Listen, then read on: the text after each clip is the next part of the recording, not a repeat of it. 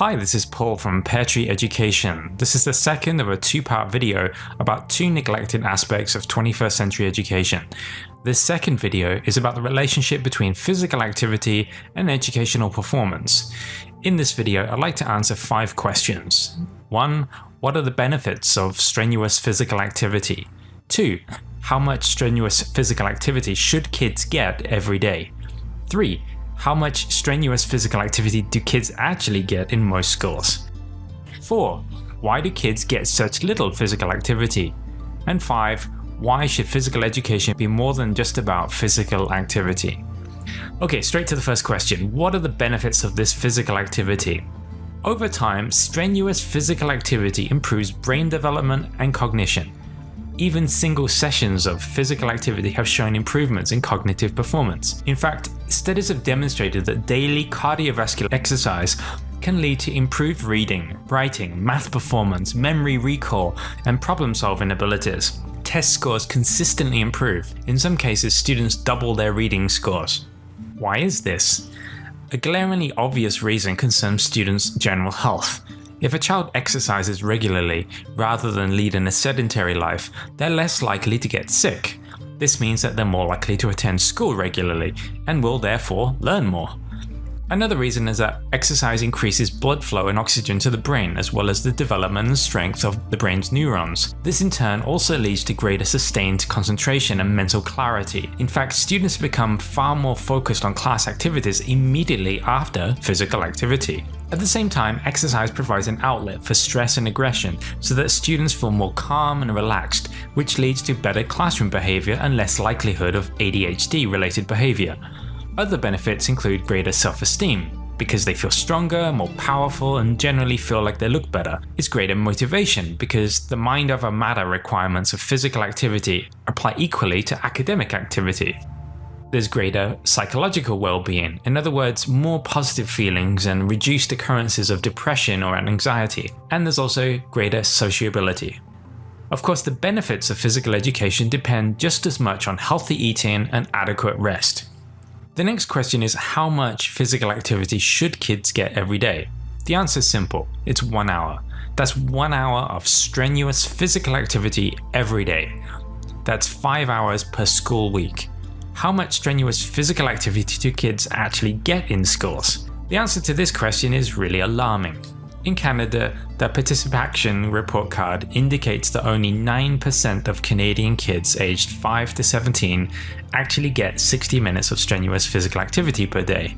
According to researchers at the University of California, only 20% of San Francisco elementary schools meet the state's mandate of a mere 20 minutes per day. How sad is that? So why do kids get such little physical activity? There is no obvious single reason for this, as it's a culmination of issues with various stakeholders in education. Let's start with the Ministry of Education. On the one hand, the Ministry of Education in my own province is very responsibly pointing out that kids need 60 minutes of physical activity per day for optimal health benefits. On the other hand, they only demand that schools provide 30 minutes of physical activity per day. While they encourage that schools provide more, they don't demand this. Why not? By not demanding more, schools in which other stakeholders like principals and teachers who don't necessarily appreciate the benefits of physical education, they're going to do the absolute bare minimum of 2.5 hours per week, half the recommended 5 hours. How do I know this? Well, let's take a look at the website of one Vancouver-based school, which I won't name. They quote only the regulatory parts of the Ministry of Education. They completely ignore the 60 minutes per day recommendation, so the parents are really none the wiser. And as we know, only 9% of Canadian kids are getting the 1 hour per day that they need, so this school is no exception. The Ministry of Education also reports what would seem to be incorrect statistics. 3 out of 5 school-aged children in Canada aged 5 to 17 are not active enough for optimal growth and development. In other words, 60%. Based on the report I shared before, it's actually over 90% that are not active enough. What about the educators? Surely they aren't responsible for neglecting physical education. Of course they are, and for various reasons. Let's take this so-called educator as an example.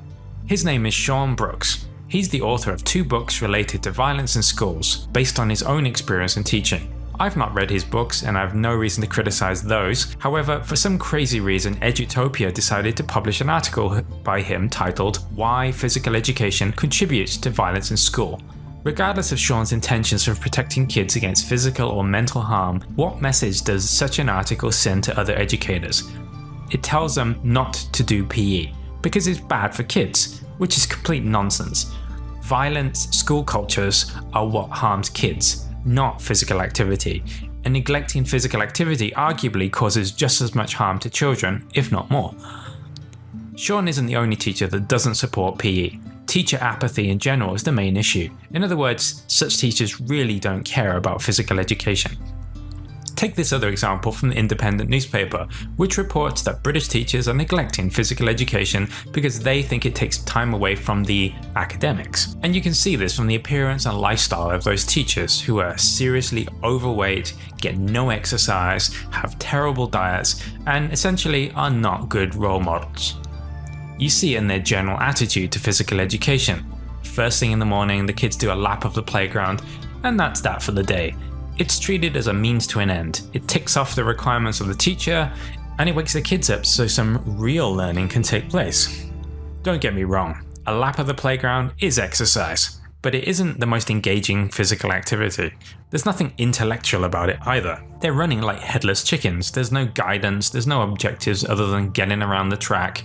It's very one-dimensional, repetitive, boring. The kids really should be exposed to a wide variety of physical activities that incorporate hand-eye coordination, balance, speed, power, object control, strategy, tactics, teamwork, precision, and so on. Some teachers feel that PE isn't an academic subject, so it doesn't belong at school. Again, this is a really lame argument. Firstly, who says that PE isn't an academic subject? Taught holistically, physical education encompasses biology, physics, chemistry, math, performing arts, and even history and language arts. Dumb it down, as many teachers do, and yeah, it becomes little more than playing handball for 20 minutes.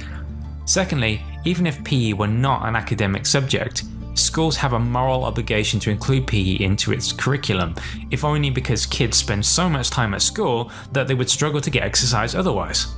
Also, because teachers don't value physical education, it's the first thing that gets cancelled for seemingly any reason whatsoever, such as upcoming events that require practice time. Rather than take away time from the normal academics, teachers choose to cancel PE, and then take the weather. This California-based principal admits that they cancel PE whenever it rains. As our own school is based in Vancouver, if we cancelled PE every time it rains, we would never actually have PE. It rains all the time. So it's an absurd reason for cancelling PE. Teachers sometimes cancel PE to meet the demands of parents who feel that their so-called academic subjects are more important, and teachers bend to their will. When you do the research, you discover that the neglect of physical education really is a global issue. Why should physical education be more than just about physical activity? As I mentioned earlier, physical education should be taught holistically. So much of what is taught in schools relates to the human body, so why not study all of those things in context? Human biology, nutrition, physics through kinetics, math through statistics and applied physics, problem solving and strategies, performing arts. Why treat the performing arts differently from PE? In our own school, we have one theme called sports science, which does exactly what I've just described. Students not only do physical activities, but study the science behind them, and with the science, the math follows. They talk to guest speakers who are personal trainers and professional athletes. They visit fitness studios and take part in TRX, yoga, meditation workshops. They study about nutrition and do cooking. They set personal goals and figure out steps required to achieve these goals. All in all, this sports science theme empowers our students to be proper stakeholders in their own fitness, rather than simply relying on the teachers to do everything for them and know everything. You're equipping them with the skills that will serve them well for their whole lives. Also, it puts math and science into context, which not only makes those subjects much more interesting, but also means that those things don't need to be studied in class. And when the students are in class, their minds and bodies are primed for learning. That's about all for today's video. If you enjoyed it, please click the like button below, and if you'd like to see more upcoming videos about 21st century education, please click the subscribe button. Thanks again and see you soon.